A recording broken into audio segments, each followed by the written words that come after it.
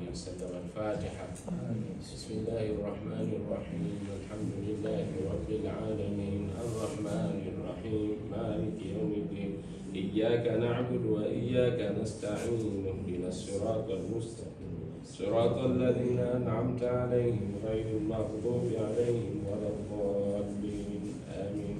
بسم الله الرحمن الرحيم ياسين والقرآن الحكيم إنك لمن المرسلين على صراط مستقيم تنزيل العزيز الرحيم لتنذر قوما ما أنذر آباؤهم فهم غافلون لقد حق القول على أكثرهم فهم لا يؤمنون إنا جعلنا في أعناقهم أغلالا فهي إلى الأذقان فهم مقمحون وجعلنا من بين أيديهم سدا ومن خلفهم سدا فأغشيناهم فهم لا يبصرون وسواء عليهم أنذرتهم أم لم تنذرهم لا يؤمنون إنما تنذر من اتبع الذكر وخشي الرحمن بالغيب فبشره مغفرة وأجر كريم. إنا نحن نحيي الموتى ونكتب ما قدموا وآثارهم وكل شيء أحصيناه في إمام مبين واضرب لهم مثلا أصحاب القرية إذ جاءها المرسلون إذا أرسلنا إليهم اثنين فكذبوهما فعززنا بثالث فقالوا إنا إليكم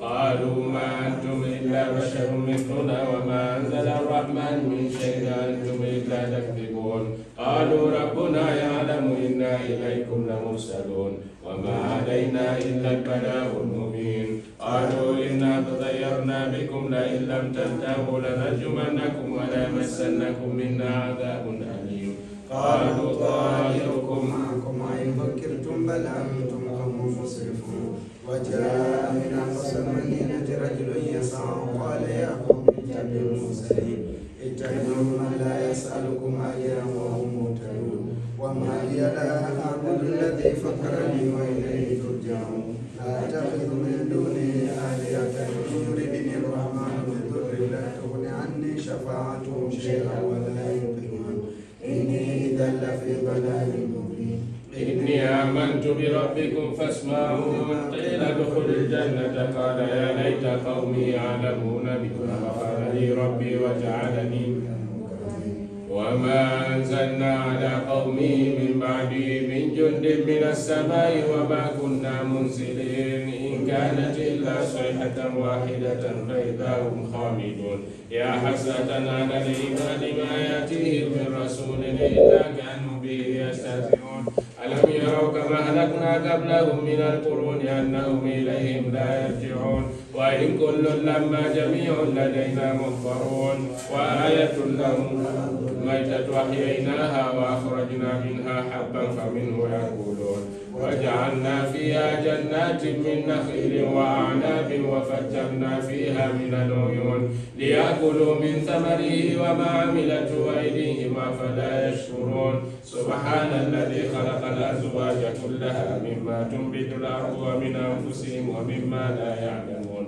وآية لهم الليل نسلخ منه النهار فإذا هم مظلمون والشمس تجري لمستقر لها ذلك تقدير العزيز العليم والقمر قدرناه منازل حتى عاد كالعرجون القديم لا الشمس ينبغي لها أن تدرك القمر ولا الليل سابق النهار وكل في فلك وآية لهم أنا حملنا ذريتهم في الفلك المشحون وخلقنا لهم من مثله ما يركبون وإن نشأ نغرقهم فلا صريخ لهم ولا هم ينقذون إلا رحمة منا ومتاعا إلى حين وإذا قيل لهم اتقوا ما بين أيديكم وما خلفكم لعلكم ترحمون وما تأتيهم من آية من آيات ربهم إلا كانوا عنها معرضين وإذا قيل لهم أنفقوا مما رزقكم الله قال الذين كفروا للذين آمنوا ونطعم من لو يشاء الله أطعمه إن أنتم إلا في ضلال مبين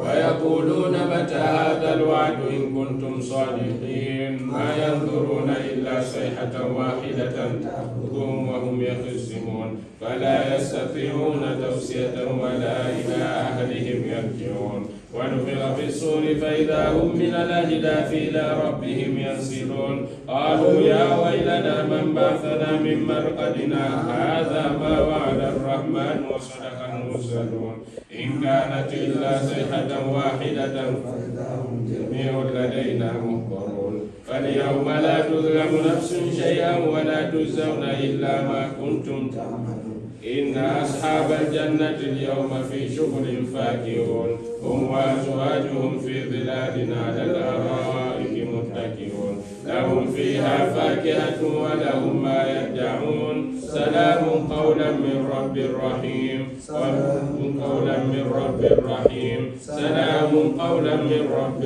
رحيم وامتازوا اليوم أيها المجرمون ألم أعهد إليكم يا بني آدم ألا تعبدوا الشيطان إنه لكم عدو مبين وأن اعبدوني هذا صراط مستقيم ولقد أضل منكم جبلا كثيرا أفلم تكونوا تعقلون هذه جهنم التي كنتم توعدون اصلوها اليوم بما كنتم تكفرون اليوم نختم على أفواههم وتكلمنا أيديهم وتشهد أرجلهم بما كانوا يكسبون ولو نشاء لطمسنا على أعينهم فاستبقوا الصراط فأنى يبصرون ولو نشاء لمسخناهم على مكانتهم فما استطاعوا مضيا ولا يرجعون ومن نعمره ننقصه في الخلق أفلا يعقلون وما علمناه الشعر ما ينبغي له إن هو إلا ذكر وقرآن مبين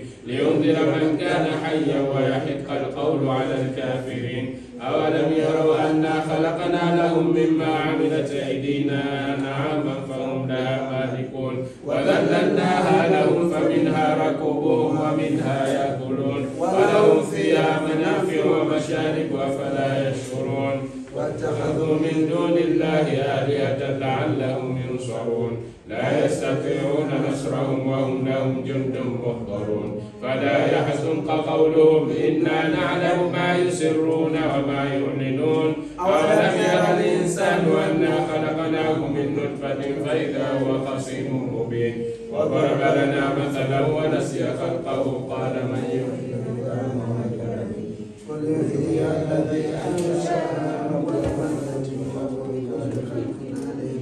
الذي جعل لكم من الشجر الأخضر نارا فإذا أنتم منه توقدون أوليس الذي خلق السماوات والأرض بقادر على أن يخلق مثلهم بلى وهو الخلاق العليم إنما أمره إذا أراد شيئا أن يقول له كن فيكون فسبحان الذي بيده ملكوت كل شيء وإليه ترجعون بسم الله الرحمن الرحيم يا عليم يا عظيم يا حليم يا عليم وأنت ربي وعلمك حسبي فنعم الرب ربي ونعم الحسب حسبي تنصر من تشاء وأنت العزيز الحكيم نسألك العصمة في الحركات والسكنات والكلمات والإرادات والخطرات من الظنون والشكوك والأوهام الساترة للقلوب عن مطالعة الغيوب فقد ابتلي المؤمنون وزلزلوا زلزالا شديدا وإذ يقول المنافقون والذين في قلوبهم مرض ما وعدنا الله ورسوله إلا غرورا فثبتنا وانصرنا وسخر لنا هذا البحر كما سخرت البحر لموسى عليه الصلاة والسلام وسخرت النار لإبراهيم عليه الصلاة والسلام وسخرت الجبال والحديد لداود عليه الصلاة والسلام وسخرت الريح والشياطين والجن والإنس لسليمان عليه الصلاة والسلام كلنا صاحبا في سفرنا خليفة في أهلنا وادمس على وجوه أعدائنا وامسخهم على مكانتهم فلا يستطيعون المضي ولا المضيء إلينا ولا المجيء إلينا ولو نشاء لطمسنا على عين فاستبقوا الصراط فأنى يبصرون ولو نشاء لمسخناهم على مكانتهم فما استطاعوا مضيا ولا يرجعون ياسين والقرآن الحكيم إنك لمن المرسلين على صراط مستقيم تنزيل العزيز الرحيم لتنذر قوما ما أنذر آباؤهم فهم غافلون لقد حق القول على أكثرهم فهم لا يؤمنون إنا جعلنا في أعناقهم أغلالا فهي إلى الأذقان فهم مقمحون وجعلنا من بين أيديهم سدا ومن خلفهم سدا فأغشيناهم فهم لا يبصرون شهد الوجوه شهد الوجوه شهد الوجوه وعنت الوجوه للحي القيوم وقد خاب من حمل ظلما تواسين ميم حاميم عين سين قاف مرج البحرين يلتقيان بينهما برزخ لا يبقيان حميم حميم حميم حميم حميم حميم حميم حم الأمر وجاء النصر فعلينا لا ينصرون حميم تنزيل الكتاب من الله العزيز الحكيم غافر الذنب وقابل التوب شديد العقاب ذي الطول لا إله إلا هو إليه المصير. Allah tutakabalie dua yetu, atufanyie wepesi katika mambo yetu. Leo tunaendelea na semina au mafunzo ya ibada ya hija, na kwa leo inshallah tutaendelea na mada mbili. Mada ya kwanza ni utekelezaji wa ibada ya hija, na mada ya pili ni yaliyoharamishwa katika ibada ya hija kwa mwenye kuhirimia na sunna za ibada ya hija. Tutaanza na hii mada ya kwanza ya utekelezaji wa ibada ya hija. Katika semina iliyopita au mafunzo yaliyopita, kulikuwa kuna mada ya utekelezaji wa ibada ya umra. Utekelezaji wa ibada ya umra ilitolewa hapa na mwongozaji, na akaanza kutufahamisha kwamba umra maana yake kilugha ni kuzuru. Maana yake kilugha ni kuzuru, yani kutembelea sehemu. Unaweza ukasema na kwenda kutembea kuzuru sehemu fulani, naenda kuzuru makaburi, naenda kuzuru wagonjwa, lakini ni kuzuru, kwenda sehemu kutembelea, kuona kile ambacho ulichokusudia ukiona. Kisheria ni kudhuru au ziara maalum, kusudio maalum la kuizuru nyumba tukufu ya Al-Kaaba. Ziara maalum na kusudio maalum la kuizuru nyumba tukufu ya Al-Kaaba. Kwa hiyo na maana ya kwamba umra inafanyika sehemu moja tu, nayo ni katika mji wa Maka, kwenye msikiti wa Maka, Masjid al-Haram, msikiti wa Maka. Ndani yake ndipo kuna nyumba tukufu hii ya Al-Kaaba, ambayo ndiyo tumeikusudia kwenda kuizuru katika kuifanyia umra. Kwa hiyo akazungumza kuhusiana na umra yenyewe, matendo ya umra. Matendo ya umra akasema yako mangapi? Kama tunakumbuka, alisema yako matano, na hapa maulama wamehitalifiana. Sisi tunayachukua manne. Jambo la kwanza ni nini? Kuhirimia, nia. Kuhirimia katika kituo chake. Kila mmoja ana kituo chake.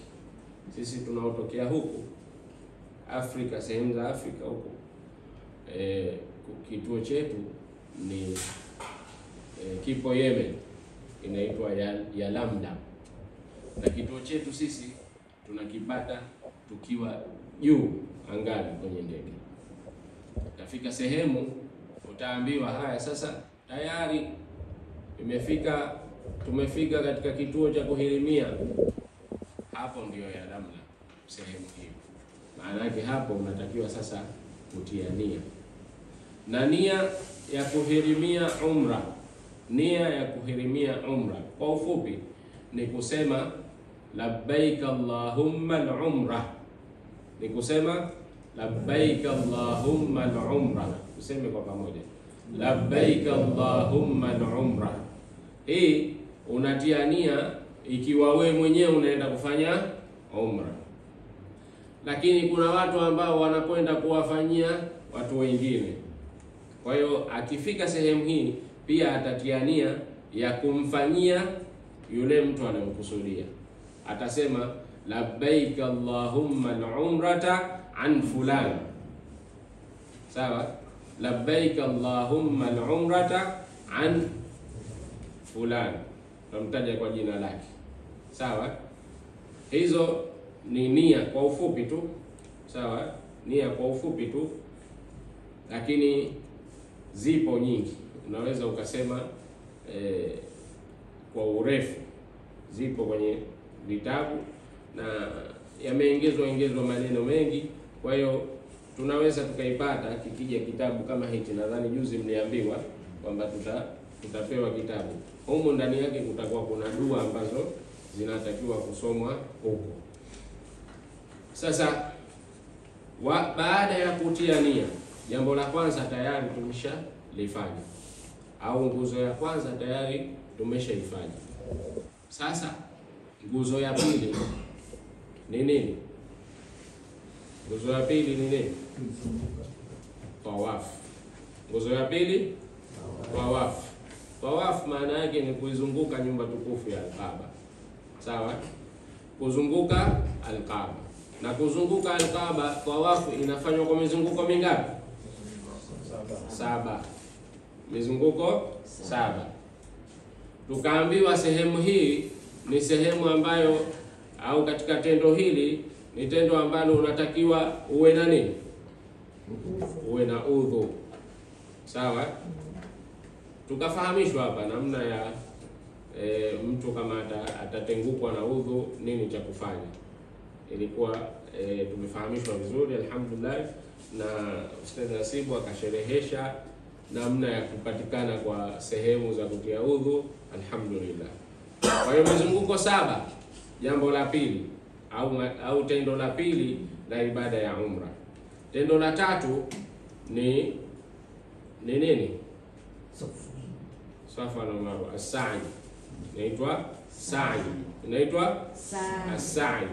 Sa'i maana yake ni kwenda Safa na Marwa. Sawa? Kwenda Safa na Marwa. Hii kwenda Safa na Marwa tunatakiwa twende mara ngapi? Twende mara 7. Sawa? Tutakapokwenda Safa, tunaanza Safa. Tutakapokwenda Safa itakuwa 1. Tukitoka Safa, yani tukenda Marwa itakuwa no, tunaanza Safa. Sawa? Kwenye Jabal Safa.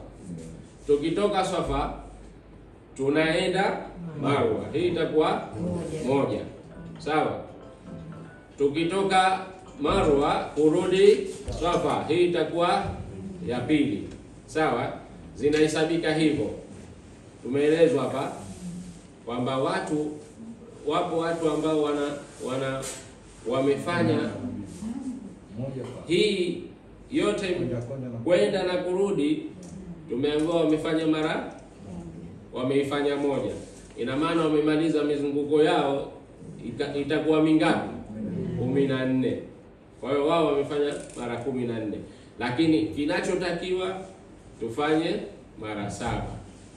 Kwenda Safa, kwenda Marwa mara 1, kurudi Safa mara ya 2. Sawa? Ya 2.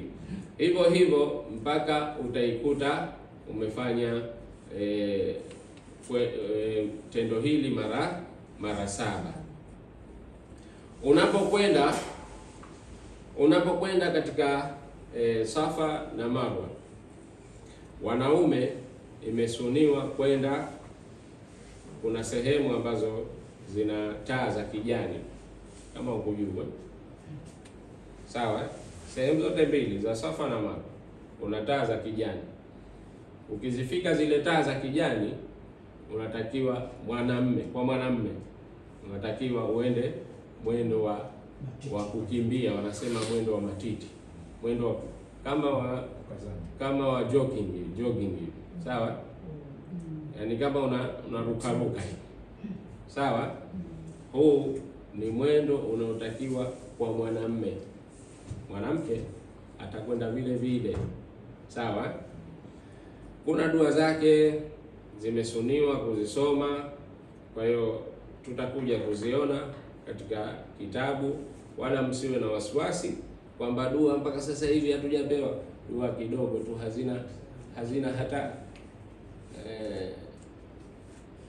hazina hata ugumu, sawa? Kila siku tunazisoma.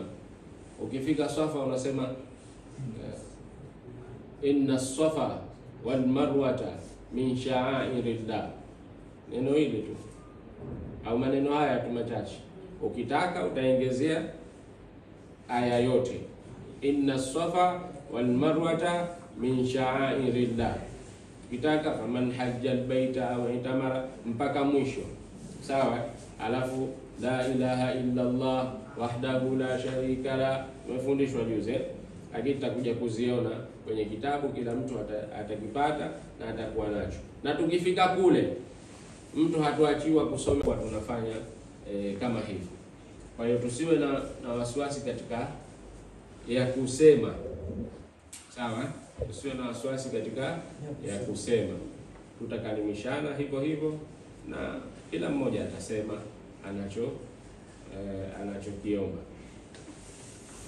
Hilo ni tendo la 3 katika ibada ya umra. Tendo la 4 ambalo sisi ndio tumelifanya la mwisho, tukisha kumaliza Safa na Marwa, tunafanya nini? Tunanyoa nywele. Kwa wanaume imesuniwa kunyoa kabisa para, sio kupunguza. Kupunguza imetajwa mara moja, lakini Mtume sallallahu alaihi wasallam kawataja wenye kunyoa mara ngapi? Mara 3, sawa? Wenye kunyoa mara 3, kwa maana hawa ndo wana fadhila zaidi, ni bora zaidi, sawa, kuliko mwenye kupunguza. Kwa hiyo ukifika kule unalitafuta lile lilokuwa bora zaidi, kwa sababu ndo lenye fadhila zaidi. Tumeenda kuzitafuta, tumetoka hapa, tumetoa mapesa yetu mingi, tunakwenda kule, tunaenda kutafuta nini? Tunaenda kutafuta hizi fadhila, hizi fadhila ni ziko kiimani, hatuzioni, si ndio? Lakini tutakuja kuziona huko. Lakini zipo na fadhila ambazo Mtume sallallahu alaihi wasallam amezitaja, kwamba tutaziona, tutazipata kwa mwenye kufanya hija na umra. Katika hadithi yake anasema hija inaondoa ufakiri, sawa? Hija na umra inaondoa ufakiri, kama muhunzi anavyokitakasa chuma chake. Kwa hiyo kama unaondolewa ufakiri na umaskini, manake baraka katika mambo yako, baraka katika kipato chako, haya tunayaona, sawa? Haya tunayaona, lakini kubwa zaidi ni milango ya pepo inafunguliwa kwa kweli. Kwa hiyo tunaenda kufata fadhila, kwa hiyo tunalitafuta lile lilokuwa bora zaidi tulifanye. Kwa mwanamme ni kunyoa kabisa pale. Kwa mwanamke tukaambiwa kwamba zitachukuliwa, utazikusanya nywele zako kiasi ya ncha ya kidole hapa, kiasi ya ncha ya kidole, inchi moja, sawa? Alafu utazikata. Tayari wewe utakuwa ushapata fadhila zote ambazo amezipata yule alokata para, sawa? Tumeambiwa juzi kwamba fadhila ni zile zile, hazipungui. Mwenyezi Mungu ni ghaniyun, Mwenyezi Mungu ni tajiri mkubwa, ana kila kitu, hapungukiwi na chochote akikupa wewe fadhila zake, sawa? Kwa hiyo mwanamke atazikata kiasi ya ncha ya kidole. Hiyo ilikuwa ni umra kwa ufupi. Sasa twende kwenye hija ambayo sisi tumeikusudia kwenda kuifanya. Maana ya hija ni ile ile kama umra, ni ziara, sawa.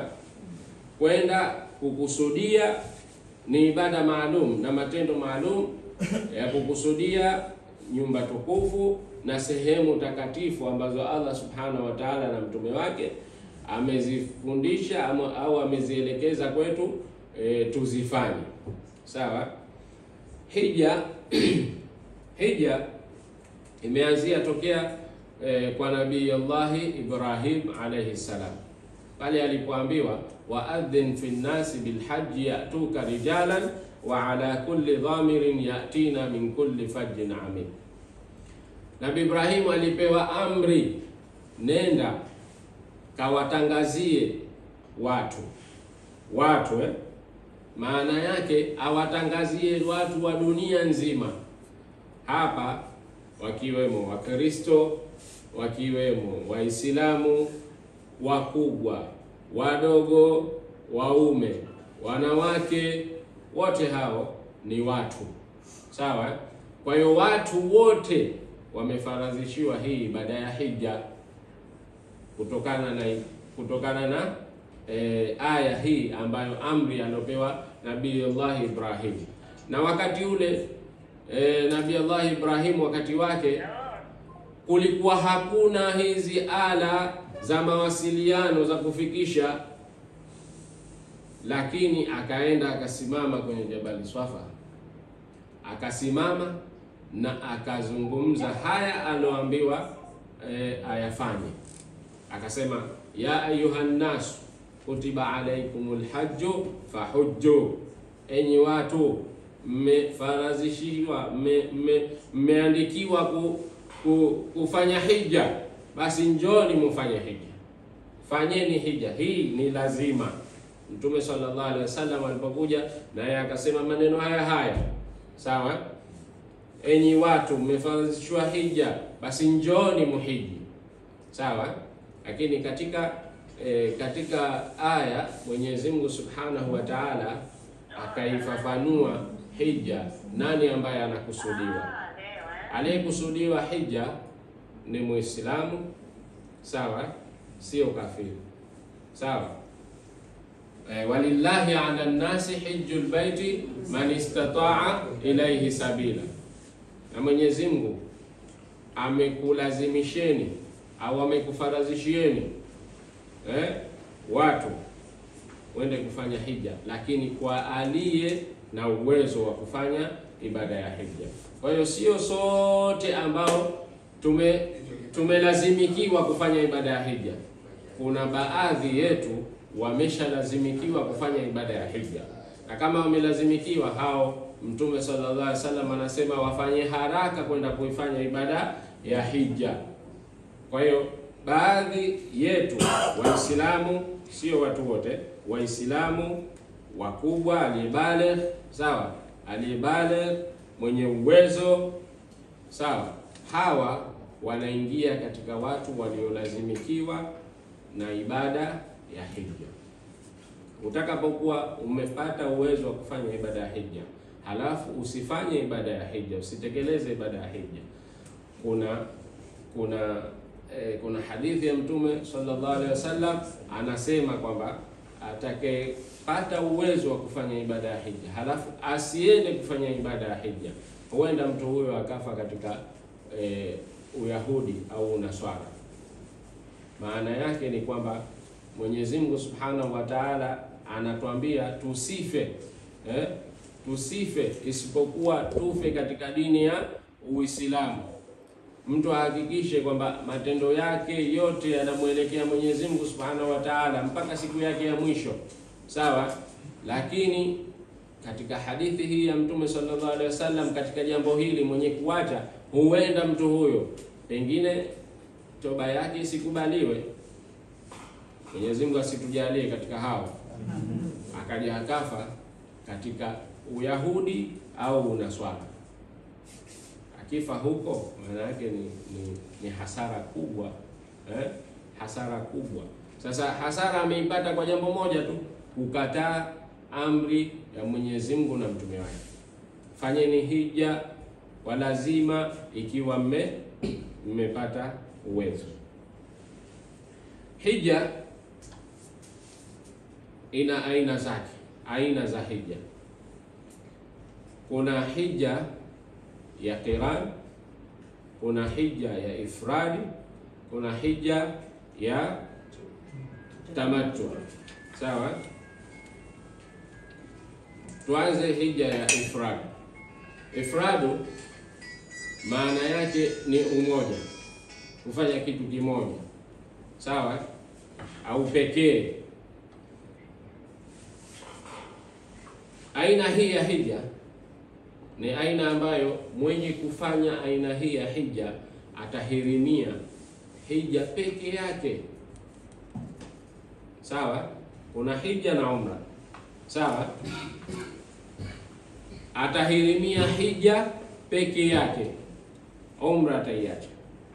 Sawa, akifika katika kituo atasema kwamba yeye anakwenda kufanya ibada ya hija inapoingia miezi ya hija au siku za hija. Aliyetiania ya kufanya ifrad hujaji atakwenda msikiti wa Maka na kufanya tawaful qudum. Tawaful qudum ni tawafu ambayo kama tahiyatul masjid. Hii kama unauamkia au unaiamkia ile al-Kaaba. Sawa, ukiingia msikitini, kwa sisi wanaume tukiingia msikitini tunauamkia msikiti, tahiyatul masjid kwa rakaa 2. Si ndio? Nyepesi. Sawa? Sasa na hii katika hija aina hii ya ifrad, ukifika unaweza ukenda ukafanya tawaful qudum, yani unauamkia msikiti. Sawa, au unaiamkia al-Kaaba. Na tawaful qudum maana yake ni kuzunguka. Sawa, mizunguko ile ile. Sawa, tayari mizunguko ile ile. Sawa, mwenye kufanya aina hii ya hija atabakia na nguo zake alizohirimia nazo. Sawa, mwanamume mfano amevaa vazi yake ya ihram akahirimia kufanya ibada hii ya ifrad. Sawa, aina hii ya ifrad, basi atabaki nazo nguo zake mpaka atakapomaliza,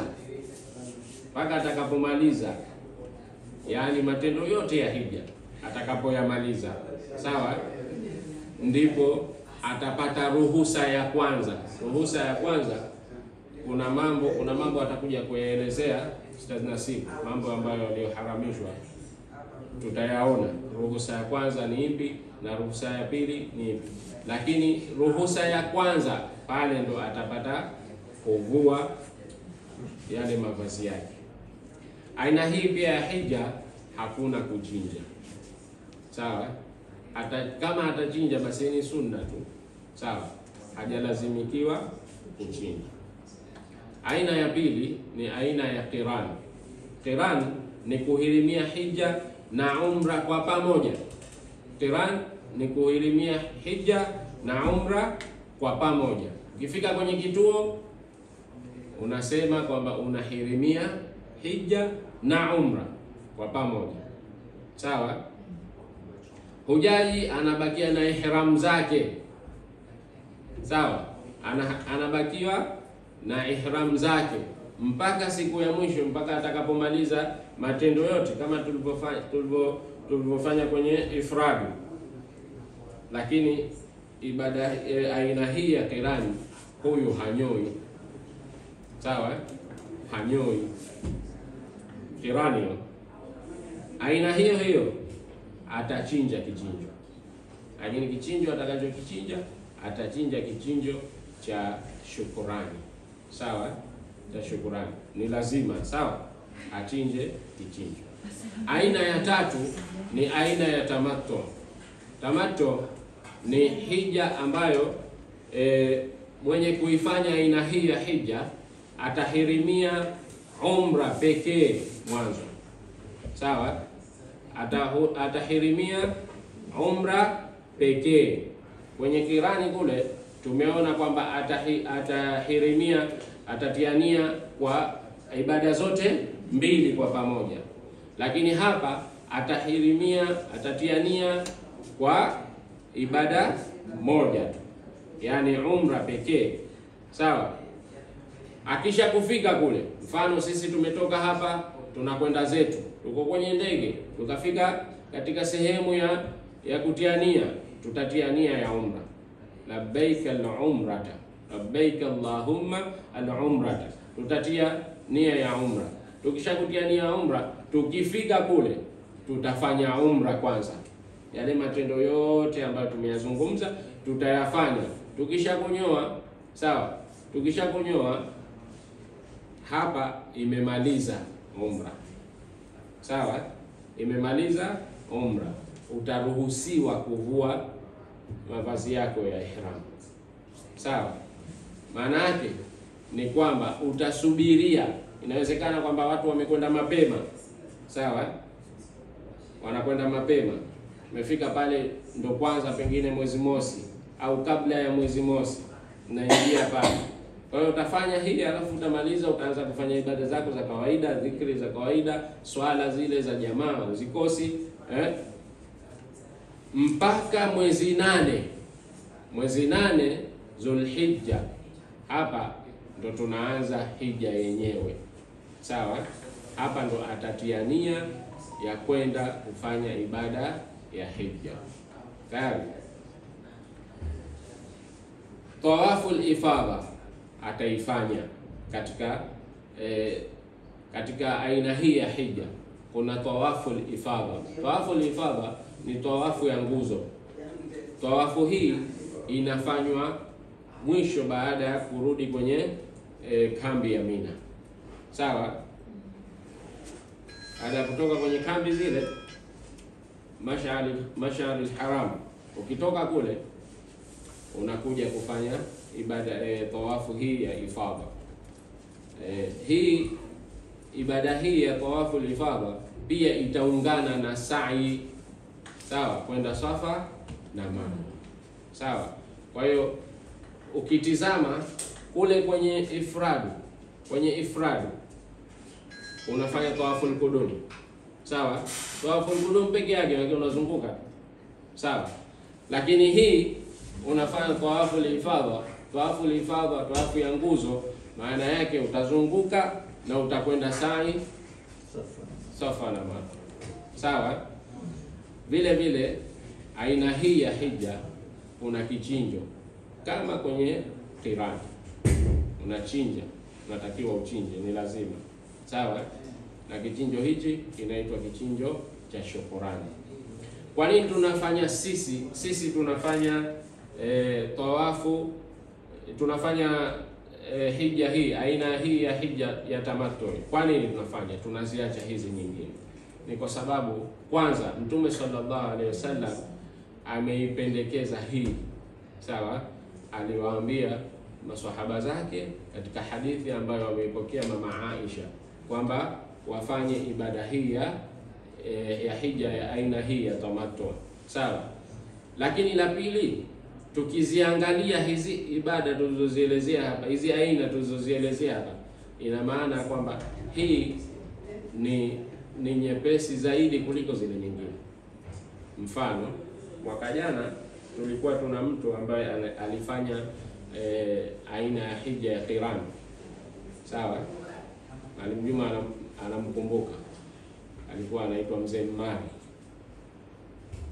Huyu mzee alianza alipovaa ihram zake tulipotoka hapa, akatia nia kwenye ndege mpaka siku ya mwisho alipomaliza hija, ibada, matendo ya hija, alipoyamaliza ndipo akavua ihramu yake. Ina maana ya kwamba kakaa na ihramu yake kutokea siku tumeingia pale mwezi mosi. Sawa? Tumeingia mwezi mosi, tumeingia pale, au kabla ya mwezi mosi kwa siku moja tumeingia pale.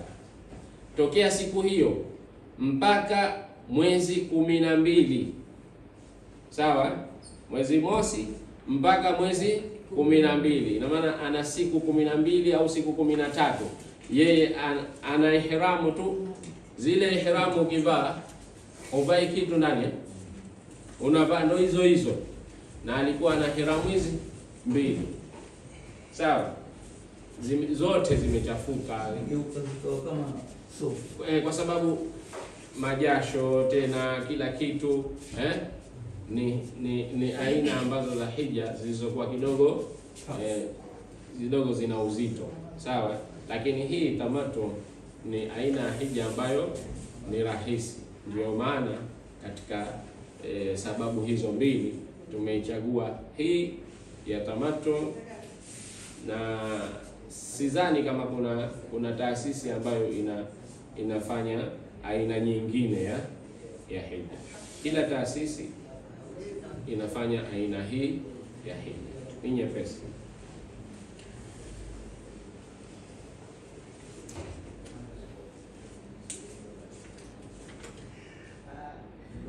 Matendo ya hija.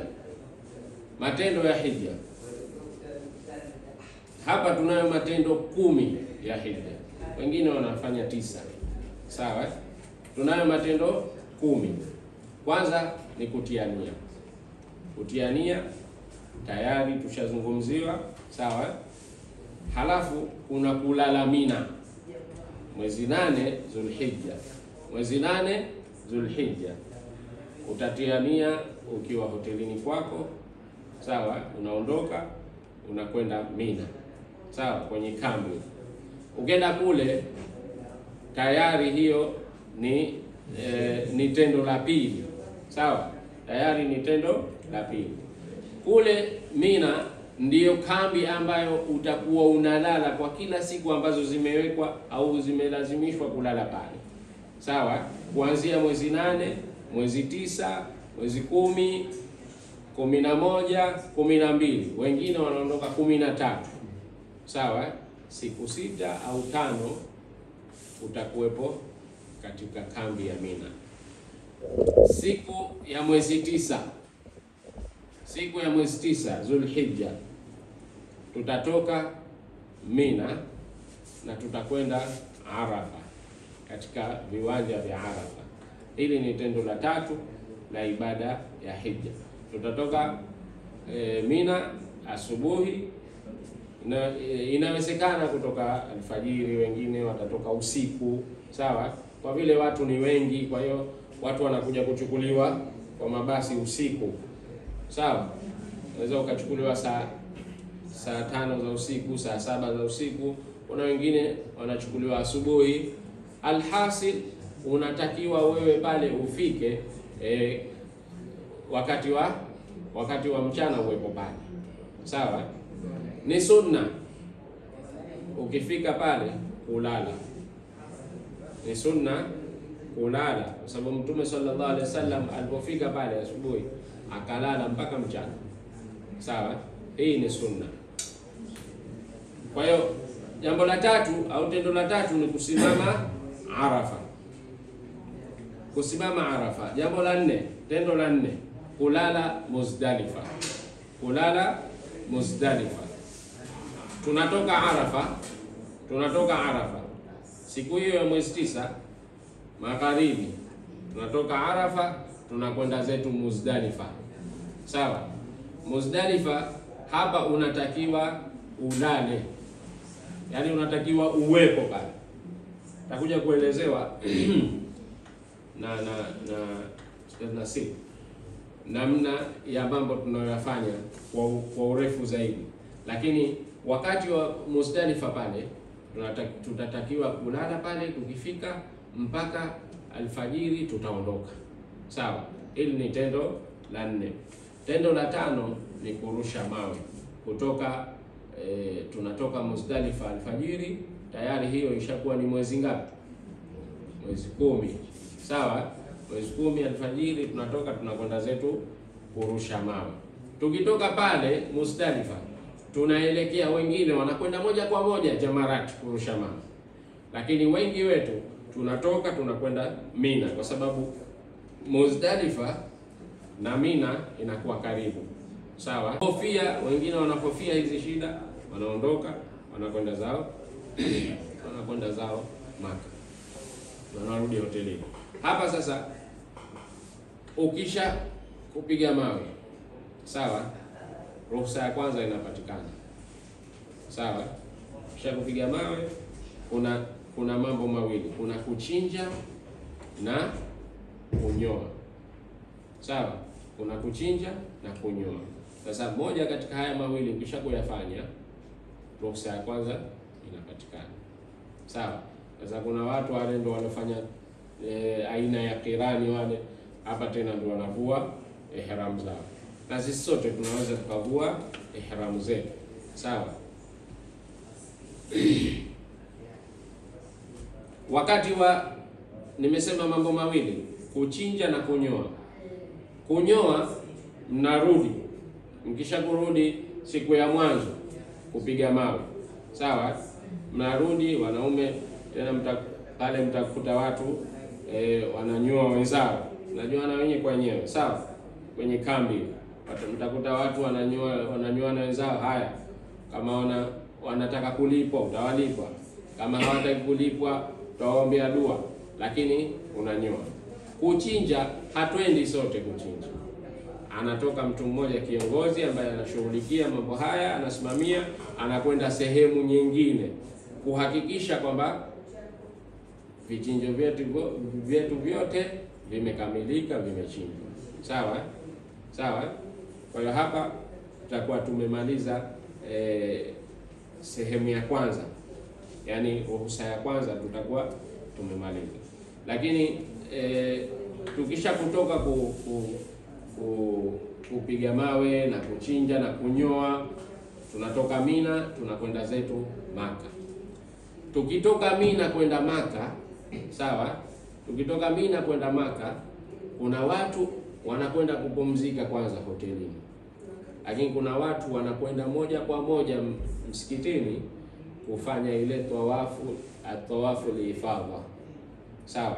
Ile tuloizungumzia kwamba tawafu hii ni tawafu ya nguzo, inafanywa baada ya kutoka Mina.